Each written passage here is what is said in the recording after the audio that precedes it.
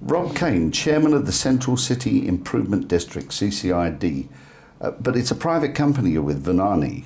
Explain the setup there. Sure.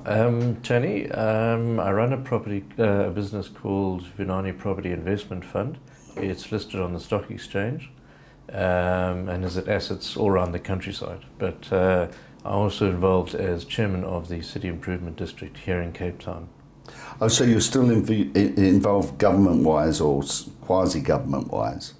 The CID is a non-profit organisation and essentially provides top-up services to the City Council. Do they listen to you? It's not part of the City Council. No, we work very well together with it. No, it's a good relationship. So it's a synergist relationship between private enterprise and government in some respects? Yeah, I think everyone says public-private partnerships don't work. This is one that is working. Okay, well, why did you get involved in that, and what kind of expertise do you need to be in that situation, and where does yours fit in? Okay, Tony, what might be easier if I just say the sort of origins of the CID.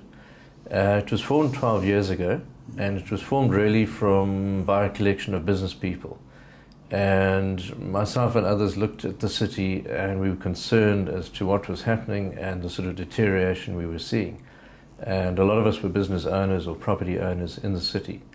We approached the city council, and put to them a proposal whereby we form a CID, a City Improvement District, and we provide top-up services to their activities. And that's primarily in cleaning, and in security and safety, and marketing and social development. Those are really the four main legs of our work. What about the objections? I remember hearing about a year ago about a new high-rise that was going on the foreshore, the forefront of the road that comes there, and there was a massive outcry about high-rise buildings there. But it's a matter of time, isn't it, before they come? I think, Tony, if one looks at big cities around the world, New York, Paris, London, they're all about densification. It's all about using your existing infrastructure as best as you possibly can.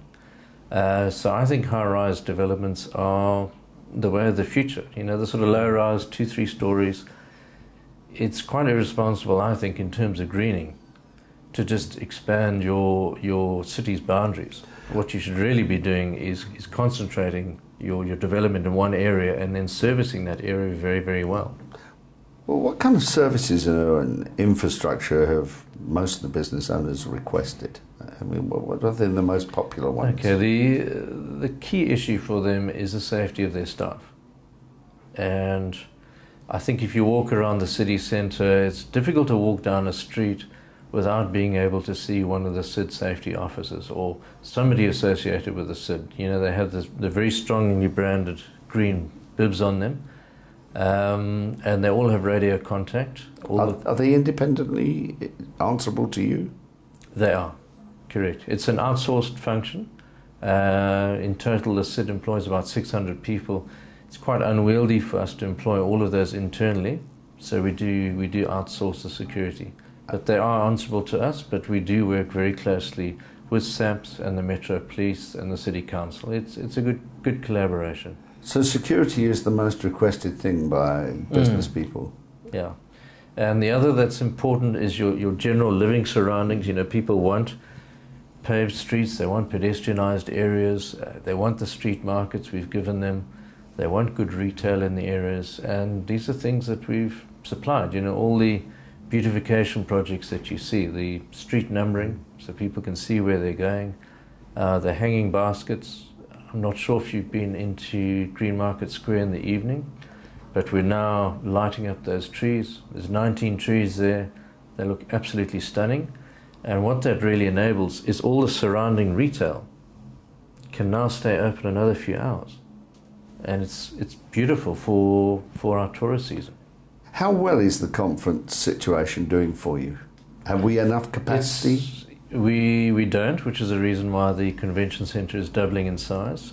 We were given a statistic a very short while ago that in 2010-2011, the convention centre alone added 2.6 billion to Cape Town's GDP. Isn't that an amazing figure? I mean, absolutely. When it was built, people were saying, "This, I think, is a white elephant. It's not really going to happen." 2.6 billion. So that could become 5 or 6 billion in 5 years' time. Very easy. The only limitation on the convention centre at the moment is the sheer size of it. You know, to attract the really big conventions, you need the extra floor space. We must then become one of the biggest conference centres in the world. And what a conference centre! You know, what a backdrop! You know, you've got the sun, the sea. You've got a lovely city. It's very cosmopolitan. Its environment, you know, very sort of European cafe culture. People love coming here. Come and have a holiday. Come and have your plastic surgery done as well. Well, there you go. But a lot of the benefits of the convention centre are not really that first intervention. It's the fact that delegates will bring back their families. Can you maintain that sustainable growth in the CBD? Tony, that's a difficult question. We don't drive growth. What we do really is to provide a stable platform for developers to come in and generate their own business entities. So I think it's sustainable. Certainly we've got a lot more available sites in the city for redevelopment. Interesting enough, there are a number of green buildings, existing buildings that are being refurbished in green principles. And I think that's very exciting. That says that people are very comfortable coming into the city. And you know, developers are always the sort of forerunner. You know, they won't develop where they don't think there is going to be sustainable demand. So really, on a short term, let's go short, medium, long term here. In the short term, are you looking forward to more sustainable growth? I think we have sustainable growth. I think we're in that position. You know, since 2008, obviously, there's been a world economic tough times. We're coming out of that now. I don't think it's a fast recovery, but what I'm seeing is developers coming into our city and being confident about the fact that this is a sustainable node. I'm glad you brought up the Greenpoint thing, because there we have probably one of the finest stadiums in the world. Not successful after the World Cup, which everybody said it will be a white elephant. And it is becoming a white elephant, which is sad, because that's a contradiction to what you're proposing and what you're propagating, really. Yes, yeah. How do we make this successful? Okay, Tony, that's probably outside of my remit, really. It is a little bit, as but it must be SID, concerning you. It must be concerning you. It is a concern, and I think there is an answer. If you look at Durban Stadium, I think that works. They've got quite a lot of retail in there. And it comes down to the management of the stadium. Is that a criticism? No, it's a reality. That's a criticism, as well as a reality, isn't it? Well, I think one can do is manage things better. To go on record, I don't mind going on record and saying I agree with you. I think it is bad management. And I think if I was sitting in your situation, I'd be quite concerned about it, because whilst you're building, it's dragging you, because it's such a prolific, monolithic edifice. Yes, yeah. Look, it doesn't really directly impact the Cape Town City Improvement District. I think it probably would have an impact on Greenpoint, and you probably need to chat to some of the guys there and see what their reaction to that is. Should have been a politician. What sectors are most represented in the Cape Town CBD, and how does the gross revenue stream of Cape Town, for instance, compare to Johannesburg? Okay, it's actually surprisingly well balanced. Obviously, we've got a lot of the banks here. You know, FNB are re-establishing their presence here. We've got Standard Bank in the city, big presence. Quite a few of the pension funds, groups like Old Mutual, Metropolitan, well represented in the city, and then a wide cross-section of professional firms. But what's really interesting is we've picked up in about the last 12 months the number of creative companies that are wanting to locate in Cape Town. What we're finding is they're typically raising the capital for their business in Johannesburg, but they're coming to locate their business in Cape Town, and there's a whole creative element going on. And some months ago I attended a Clem Santa talk, and one thing he was talking about, and he's talked about it for quite a few years now, but I think he's right, is our growth in this country is not going to come from large business. It's going to come from guys employing 20 people and less. And that's this creative element that we're seeing coming into Cape Town. Let's talk about a massive success, which was long needed. My city, the public transport system. It's lovely. It's growing and growing. I mean, there's a huge argument by the politicians that it should be in their area and it should be here and there. But from a tourist point of view and from a CBD point of view, it's wonderful. Yeah, it really is fantastic.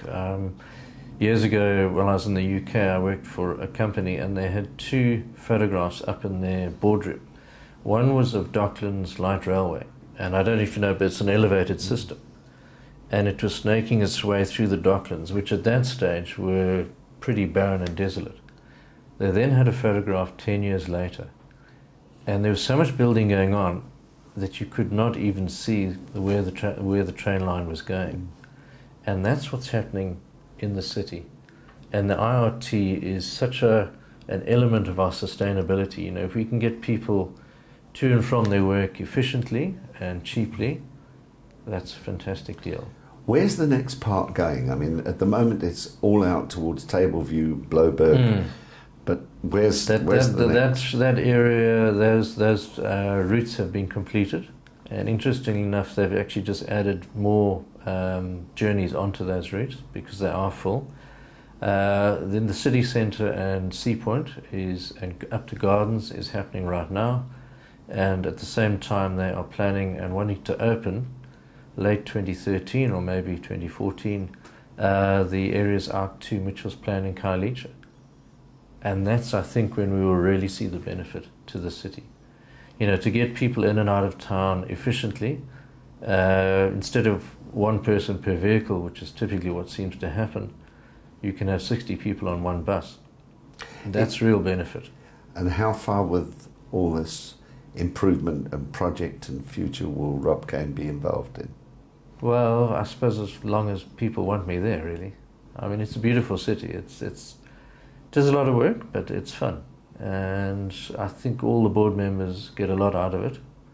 And also when you see the contribution by the actual staff that we have, you know, in total we employ about 600 people.